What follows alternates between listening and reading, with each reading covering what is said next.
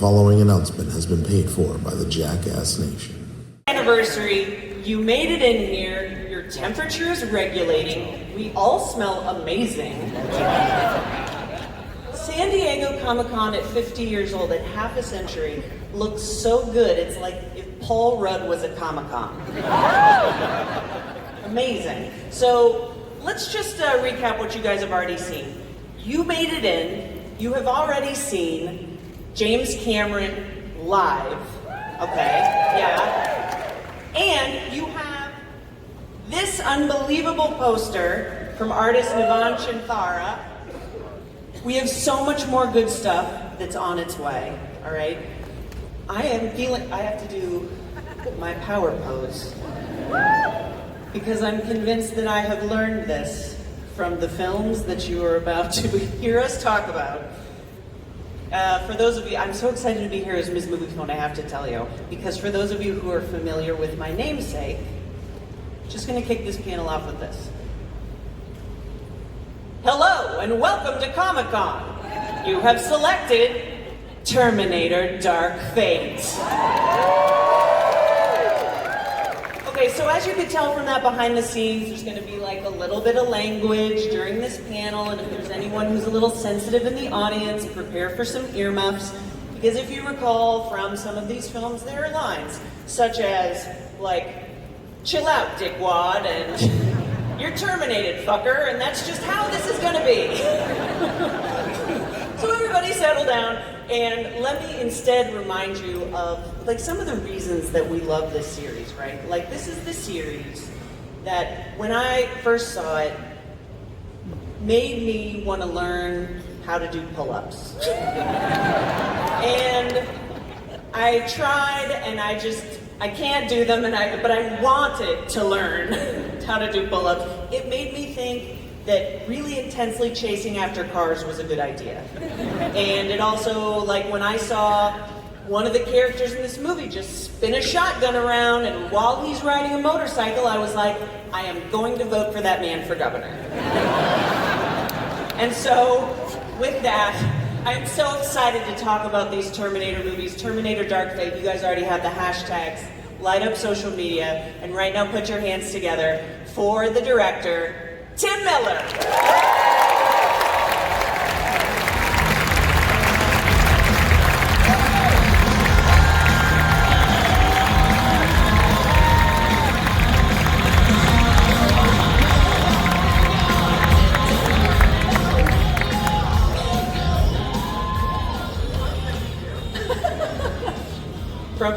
From people in the front, you guys are the best. We also love you in the back. We're just leaving things out. You know how they bring the bad comedian out before they bring the good one out? To like warm up the audience? Yes, that's me, Tim. Thank you so much. That's me. So first and most important question, when you're working with someone like James Cameron, are you allowed to nicknameify him as like Jimbo, Gym Time, Gym Visit? No? Nothing? Not if there are any sharp objects within reach, Okay. Cameron, which there usually are, if not firearms. Make a note of it. Everybody out there, never call him Jimbo. That's useful. I have a secret name for him, but it's only for him and I. Are you sure that you would like to tell this very intimate audience? No, I think it would make him uncomfortable if everyone knew, so. Can I just pretend that you said it was Pookie Pie and we move on? Yes, let's. You're in Hall H for the second time. He's going to do the Pokemon sequel, you didn't know that. That's his next movie. People are going to report on that now, and it'll officially be our fault, so great. This is your second time in Hall H as director. Yes. Great. Because you guys remember when Tim was here for a little film you might remember called Deadpool. Can I just say it's also my 25th Comic-Con. And it's the 50th, and you've been here half. I've never gotten into Hall H except when I directed it. You people have more dedication. I was never willing to sleep outside overnight to get in here. So I applaud you. Yeah. Well done. You guys are amazing. And so, basically, let's start at the beginning of this, and let's talk about how you got involved with this franchise that is so meaningful to so many people. while Deadpool was in post, David Ellison came to talk to me about something else. I was going to help another director with a project, and I showed him an early cut of Deadpool, and he really liked it. It was far from finished at the time, and then he started talking about Terminator, and it's David's favorite film. Like many of us, it's what got him into the movie business. And he said, you know, I didn't do it as well as I wished the first time around, but I'm not giving up. I want to try again, and would you be interested in helping with that? And I'm like, fuck yeah. Oh, by the way, if I say fuck more than 5 times, Arnold wins $20. Oh. So that's 2. Count on. So David asked me, and I said, of course I would.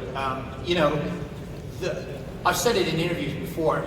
I try and put myself in the fan state of mind when I read anything in the internet, like how would I feel if they announced a 6th Terminator film, and I would feel like, fuck me. It's like, this, I've seen enough of these movies, I'm tired of this story, unless there was something new, unless a part of the story that hadn't been told got to be finished, and that story is Linda's story, so. Yes! And so that was it, really.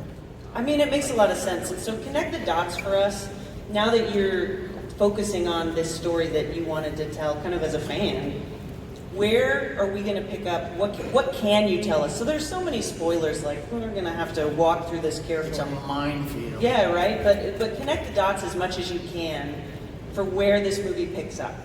Well, I don't, but you know what? This is like the only audience that I could get like way inside baseball with. Cool. But the time travel, for me, I loved Endgame. I think it's fantastic. I'm a huge Marvel nerd. However, I feel like time travel with multiple realities loses some stakes. If you can change time, and it could be anything, but it could be multiple or alternate timelines. I feel like you lose a little bit of the dramatic stakes. And so in the Terminator universe, there is only one timeline. If you change something in the past, the time wave rolls forward and it changes the future. So Jim in his 2 movies really didn't have to deal with that, the consequences of that, because they're trying to make sure that what happened happens again, all the way up until the end of Terminator 2, when Sarah says, fuck it. Thank you. Looks like Arnold's going to win $20. I think he's earned $20. So what happens before it has happened? But at the end of Terminator 2, she casts all the dice on the table and destroys Cyberdyne. So you don't know what the consequences of that decision was. She hopes it's good. We wouldn't have a movie if it was.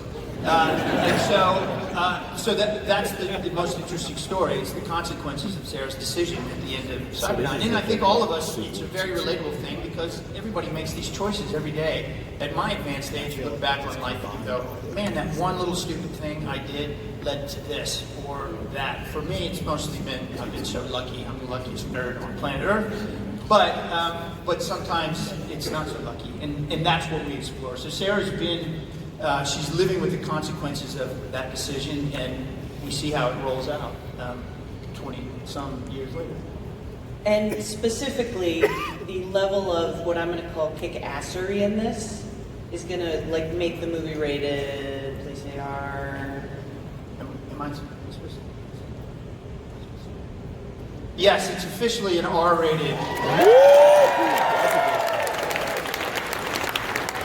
You know why? It's because it wasn't always that way. I'll tell you that. And it's because the fans kind of demanded it in a way. They felt, Yeah. it's true. I had a whole other plan in case it didn't go, or I had a backup plan. But the thing is that the DNA of Terminator is an R-rated fucking movie. So,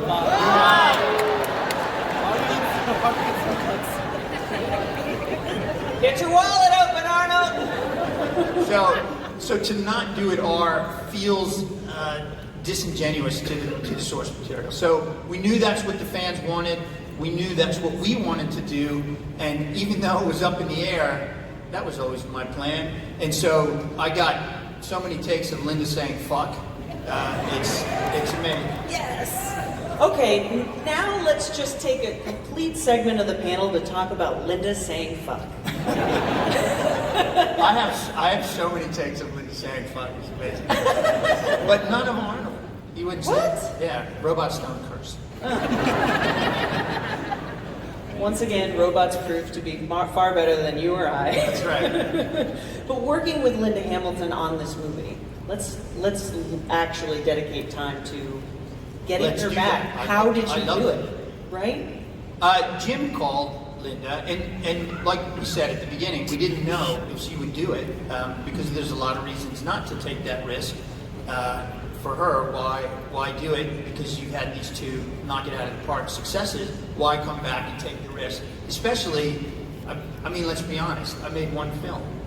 I could have got super lucky, and maybe you guys will see this and say, "Yeah, you got fucking lucky." But I don't. I tried very, very hard not to. Mostly because I didn't want to let down Linda because she's pretty scary. But the chance to tell her story again was the draw for me. We just didn't know if she would, and then Jim called her, and eventually she called him back and said she'd do it. She can tell you why. She's got a lot of good reasons for why she does it, but I think it's the perfect time for her to come back, and I think the way she came back, she was so dedicated to doing it, it was incredible. I think it's time that we ask Let's her do it. ourselves. Everybody welcome.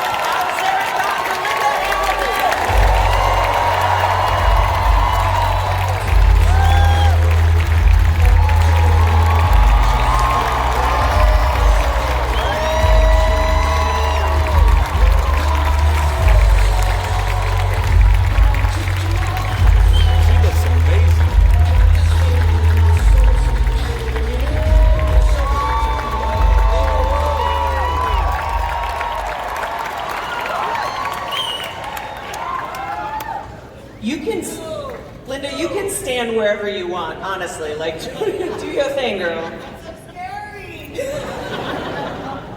Why don't you just show Linda Hamilton some more love? I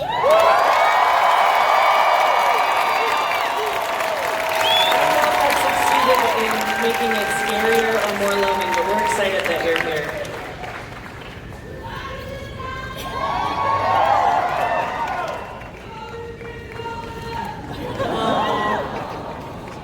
So go ahead and take a seat because I have many, many questions for you. All right. Here we go.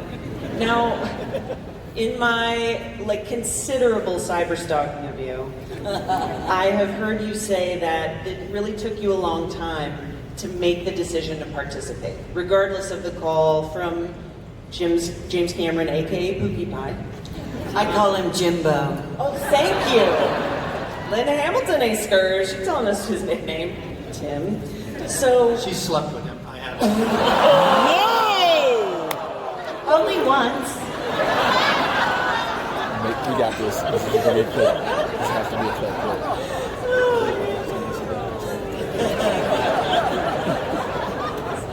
this is a fucking dream come true.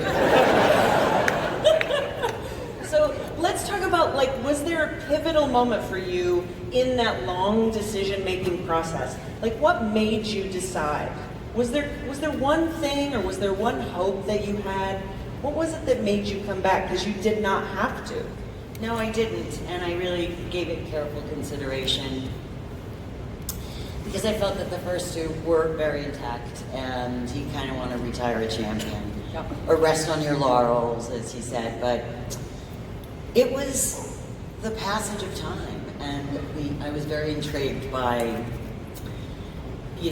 the character is the same, but time changes everything, and what has happened? Who is she now? What has happened to make her who she is now? And there were so many more possibilities 27 years later that I felt that there was just a world of richness that I could explore.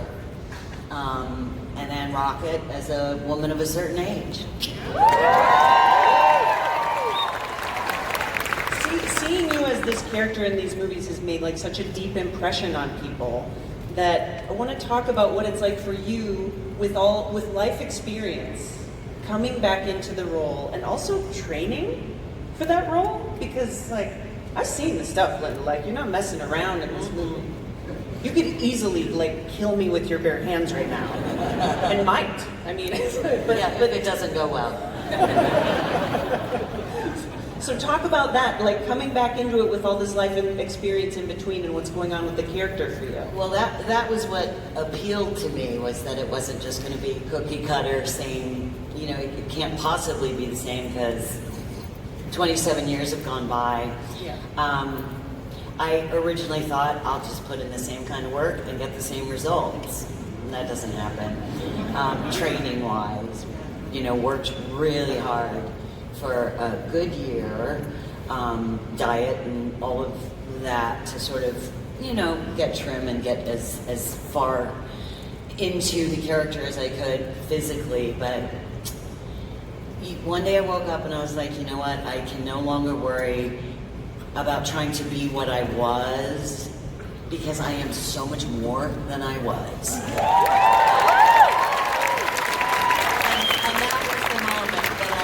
Realized I really wanted to really be on board with this, that the richness of my life experience is only going to enrich the character that I play, and that just gave me so much to work on, the backstory stuff that you won't see but you will see in my performance. Right. You know, and going to just the, you know, people will always talk about the training in the body, but really the work of an actor, I mean, the hard work that I did was the deep exploration of a woman whose pretty much an outsider, whose life hasn't worked out well, and who's lost so much. And that's the true work, is to explore the interior landscape of a character who I just had to go to my deepest sorrows and my places of deepest loss. And that's what makes Sarah Connor Sarah Connor. Yeah. And it's also what makes a sequel good. Because you want to see the characters that you know in a new situation where they're Yes. proving themselves in a different way. I agree. When you're not pumping things out so fast, you actually have somewhere to go. Yes. Now, why don't... Linda's also got a lot of inner rage that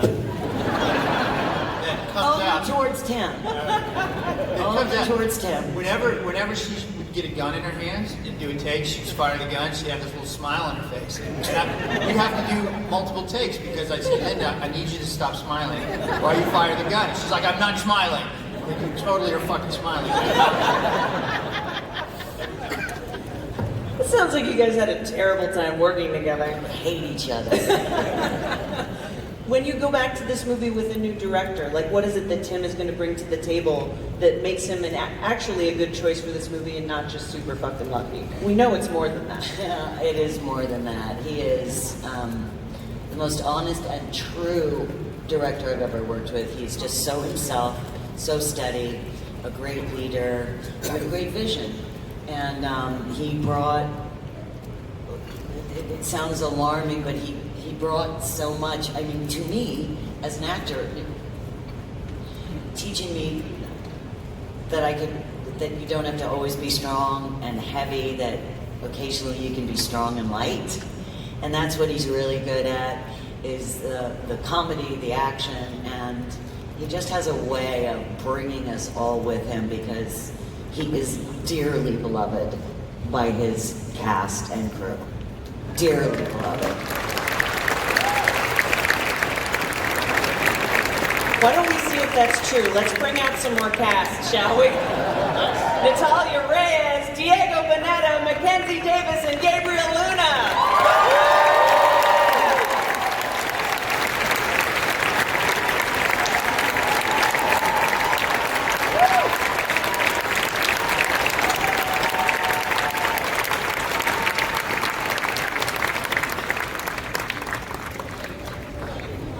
Oh, the hugging and swearing. Fucking right. We're not just hugging for you guys, we hug a lot. On the set. Very Yeah, that's like what everybody wants to know, is that these movies are so intense that you guys are coming in as new cast members, right? But it seems like behind the scenes, it seems like you are sort of this weird, sometimes augmented human robot family, and it's wild to see. Natalia, can you talk about like your character kind of coming into this franchise and walking in to this new movie without giving anything away? I'll try. Hi, everyone. Hi, thanks for being here. I am terrified. I'm telling you, this is really scary. You are too many and you know so much. Excuse me, I wasn't even born when the first Terminator came out, so Oh boy. I've done my best. So, Danny Ramos. I'm Daniela Ramos. I'm a girl from Mexico City. A stubborn, Viva Mexico, cabrón! I'm a girl from Mexico City. I am a hard worker. I have my family, my brother Diego, my father, my taco dog. Is that a spoiler? I have a dog, that's it. And I work hard, I want the best for my family, and one day I go to work, and suddenly there's this new Terminator trying to kill me. So I don't understand why, and then we get these amazing two women, Mackenzie Grace and Sarah Connor, and they are trying to help me, so we'll see why. We'll see what happens. Diego, can you talk about let's really talk about the action in this movie, okay? Everybody wants, Terminator is about action, right? We've got substance, we've got nuance, but we've also got lots of explosions. Well, here's a picture I'll paint really quick. About a year ago, we were shooting a scene in the south of Spain, Murcia. It was 45 degrees Celsius, so that's Hot. over 100 degrees. That's just a nice fall day in Texas. By the way, that's true. And we were shooting this car chase scene in a pickup truck with no AC in the middle of the highway for 10 days. And it was amazing because Tim would come up and we'd shoot, little fragments of this little piece, just part of this 2-minute car chase scene. And he'd show us the previs and he'd go, okay, that thing that we're going to shoot right now, which is worth a second in the whole movie, it's this. Right? And it was really cool to be a part of a movie that was this effects heavy with someone who knows so much, but also cares a lot about the emotion of the movie. I'm going to steal this line from you, Tim, because it's so good. He says, it's if you don't care about the characters in the explosions, there's no movie. You've seen explosions many times, and technology will only get better and better. But it's the characters and the emotion that pulls us through. And Tim was able to really do both. That's great. I just said that to Diego because he didn't get to be in any of the big explosions. I wanted him to feel good about his role in the movie. Thank you. Mackenzie, let's talk about the size of this movie. I'm also obsessed with movies that you've done that are complete on the opposite end of the spectrum. Like Izzy Gets the Fuck Across Town. I'm like, yes, girl. And then you show up in Terminator Dark Fate. Can you talk about sort of the difference in your experience on this movie versus like so many of the other things you've done, even TV? Yeah. I was pretty trepidatious going into it because I just had this kind of like old Hollywood idea that there'd be a director and a megaphone across the lot being like, more tears! And you wouldn't have any sort of nice experience shooting it. But then it's pretty evident as soon as you start talking to Tim that that's not his style. And so it was this enormous thing that's like, feels like an opera versus like black box theater or something. But Tim managed to make the acting side of it, the storytelling side of it, really intimate, and I think without this sort of very intense reliance on each other and this emotional core of the movie, it would have been bad to make and then see. Sure. But I think the movie we made was wonderful to make and really fucking good. I actually thought when Mackenzie, I'd seen her previous work and she'd already auditioned and she came down to Blur. And I genuinely thought that at some point when I started showing her what she had to do, she'd go, fuck this, I was just joking before. I'm not interested, but she really, really worked harder than anybody. I think, maybe except for Linda. Maybe I don't know. She was up so early every day. She worked harder than everybody to become this person that is fantastic. Linda, do you want to weigh in on that? Like, if you and Mackenzie got in a movie fist fight, who would win? I'm just gonna. Linda would win. I assure you, Linda would win. Linda has an inner strength. She's definitely stronger and younger, but I'm meaner. I don't know. You can't beat the Canadian out of a girl. I just.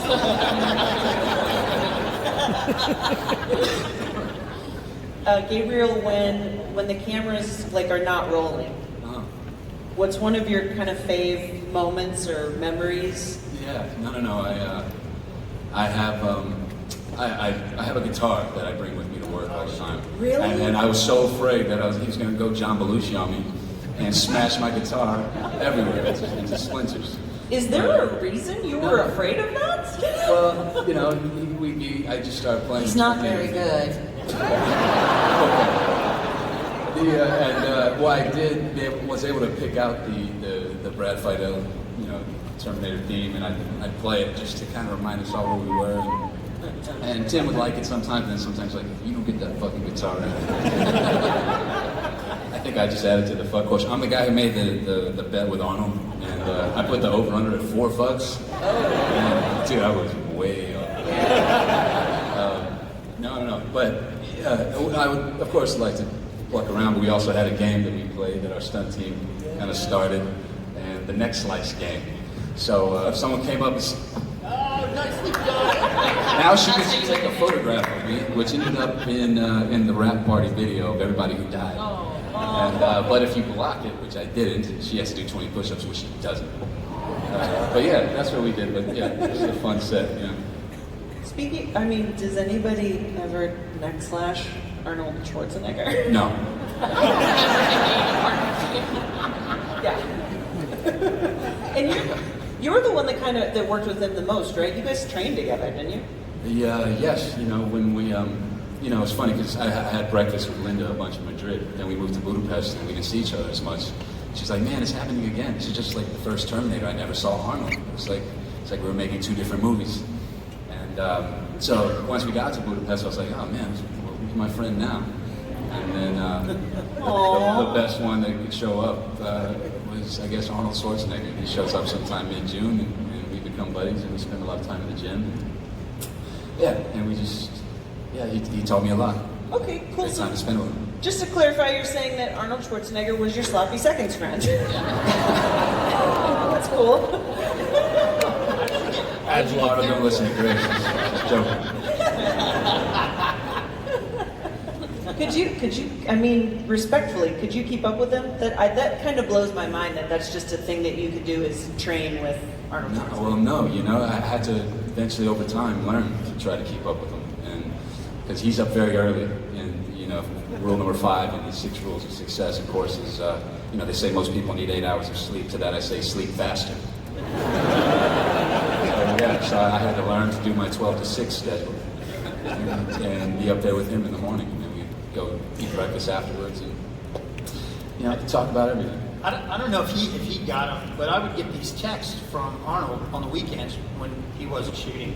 That was like he's in Vienna and he's leading an orchestra in the street, and then he's in South Africa at a bodybuilding tournament, and then he did more in a fucking weekend than I did, I think, in the entire last 6 years of my life. Incredible energy. He's like that little gnome in Amelie where she takes the pictures all over. It's crazy. Wearing my Blur shirt. He's wearing our Blur shirt everywhere. Free advertising for my company. I love it. I feel like now is the perfect time for us to welcome him out, shall we?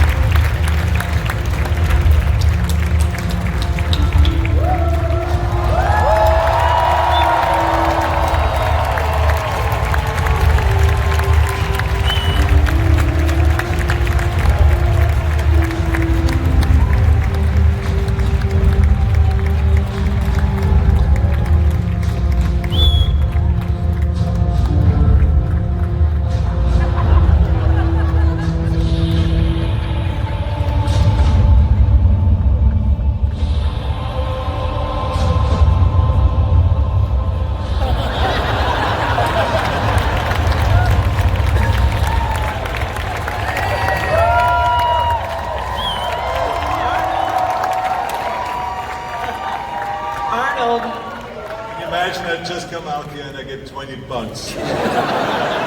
Yes, 20. I should have put it over under at least 9. Yeah. I won the bet because he said that I bet any money that Tim is going to say fuck at least 4 times, and I said no, he's going to say minimum 5 times. Well, I counted it all together, it was 10 times. So that's why he gave me now $20 because that's what we bet. Tim just loves talking about it. I like doing it.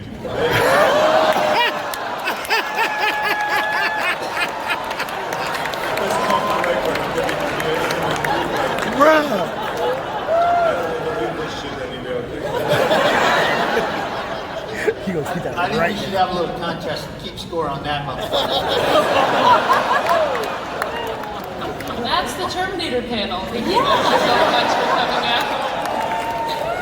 Imagine how set was like. Yeah. I just want to know what you're going to spend $20 on, Arnold. Well, there's a lot of options available, especially since the economy is going so well under Donald Trump. But maybe I'm getting a protein shake for both of us. All right. Yeah. All right, I like that. It's always about trading. Let's talk about the same thing that we talked about with Linda, first of all. You don't have to come back, right? I know the line is, I'll be back. But what is the reason that you decided to join this movie? Well, first of all, I want to correct you right off the top, even though you've done a great job until now. Because it's absolutely incorrect to say that I don't need to come back. Of course I need to come back. I mean, it's like, I'm addicted to Terminator. I mean, it's like Terminator was the movie that really launched my action movie career.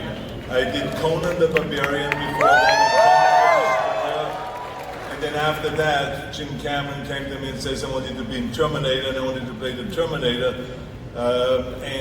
From that moment on, everything has changed in my life, and I've done that after the Commander and Predator and the Heat and all the True Lies and all those movies, and we really created the 80s and the 90s kind of action genre.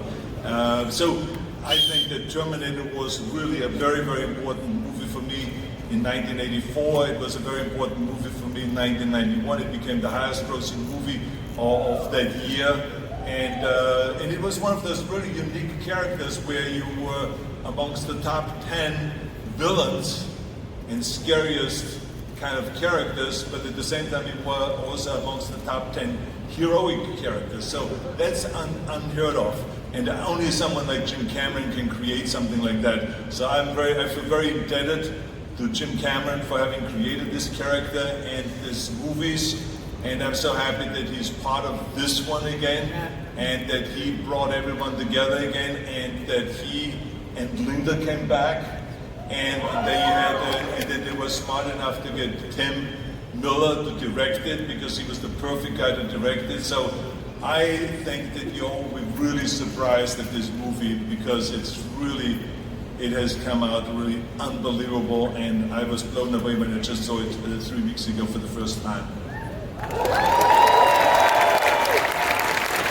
Arnold gets $100 every time he mentions Jim Cameron.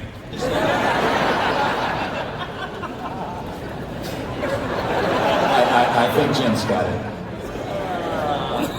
But isn't it cute? I love when directors can also be funny.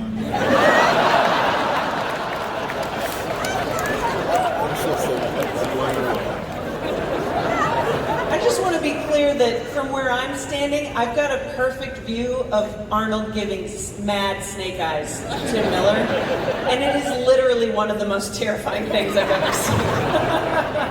He loves me. I just also want to say, before you go to the next question, this is unbelievable, Comic-Con. I mean, when you think about it, where it began, and like with a few hundred people, I think it was like 50 years ago or so. Yeah. And now look at this. This has like 150, 200,000 people coming together here. And in Brazil, in Sao Paulo, they have a Comic-Con event. They had last year 287,000 people coming together there. So this is how huge those are. They're now all over the world, and this is not the only place I've gone to. Texas to one, and I'm going next month to Silicon Valley to a Comic-Con event, and there will be one in Germany, and I will be also part of the one in Sao Paulo next year, because we're going to combine the Arnold Classic Sports and Fitness Festival with Comic-Con, where we're going to have muscles and the world's strongest name competition. I'm a big fan of what Comic-Con is doing in this interactive action that's going on. Very entertaining. They really give you your money's worth. So it's really fantastic. So I'm very proud of them because I know for sure the amount of people that say to them, this will never happen, it's impossible, it can't be done, and they didn't listen to the naysayers and they went ahead and did it anyway. And here's the huge success. So big hand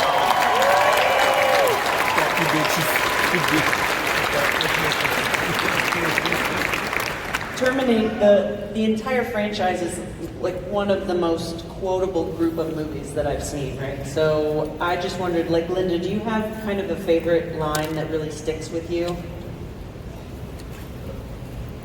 You're terminated, fucker.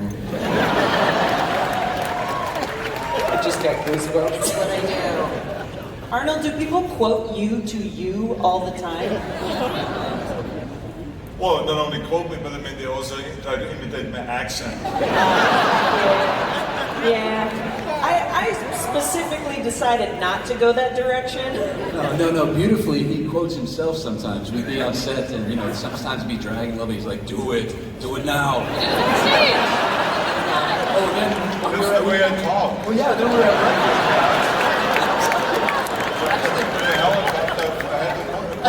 I said, get to the chopper! No, my favorite, we were at breakfast one time, my wife was talking to a friend of his. And it was like, what does your father do? And literally mid-bite, he's like, who is your daddy? What does he do?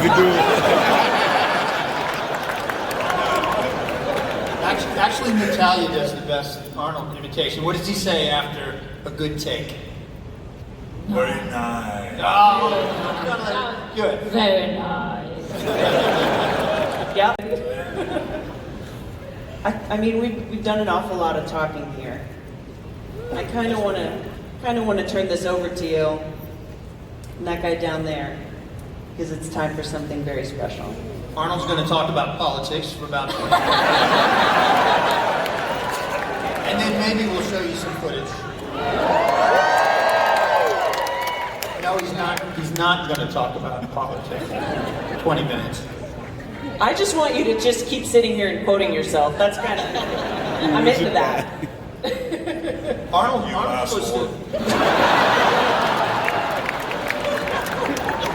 supposed to announce it, right?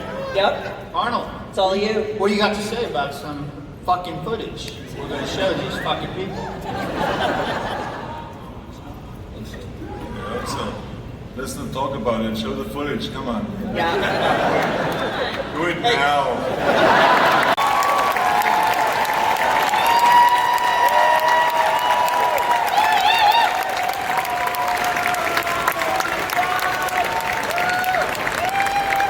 At the Deadpool panel, they chanted, play it again. At the end of the panel. Wait, you don't have to do it now, but at the end of the panel. And then fuck all the schedules up for the rest of the day. Linda, girl, your guns are huge! That was unbelievable stuff. Is that the first time that you've seen it? Uh-huh. Fuck, I'm old. But that's amazing. That's amazing. I have not glimpsed it because I don't want to see it till it's ready.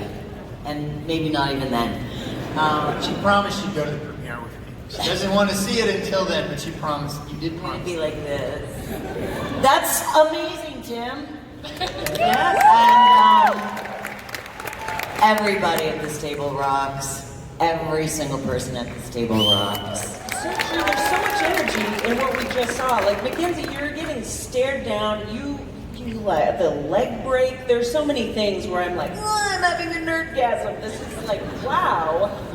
What's your response to seeing that? And I mean, in a form you've never seen it before.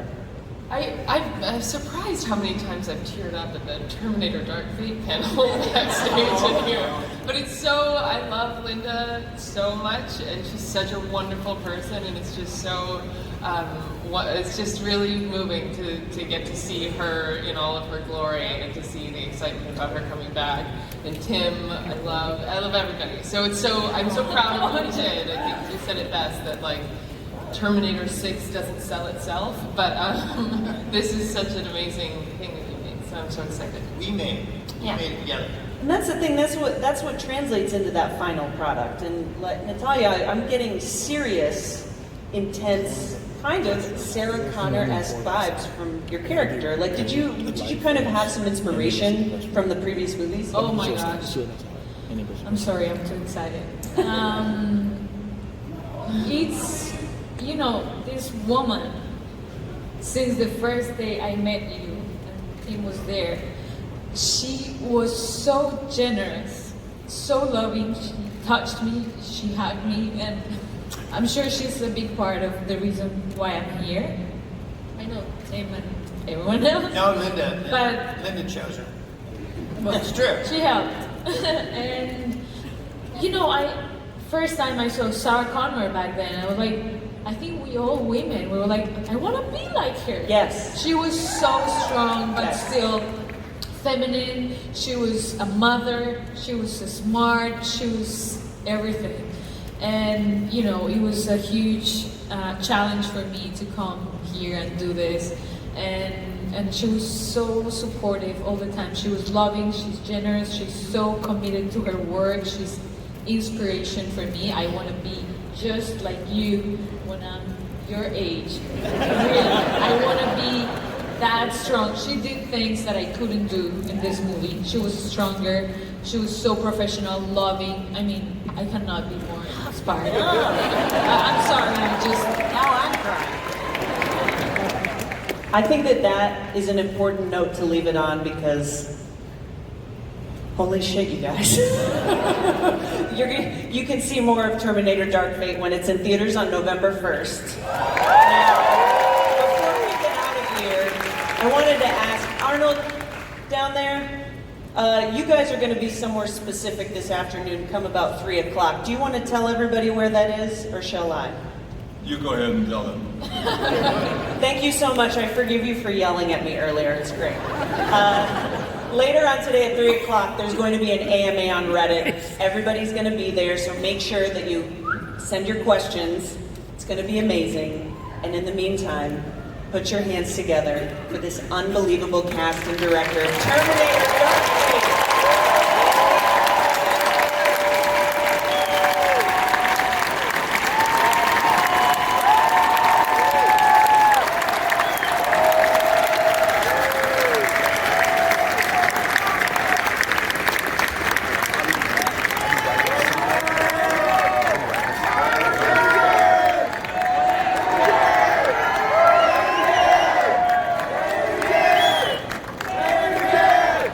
The preceding announcement has been paid for by the Jackass Nation.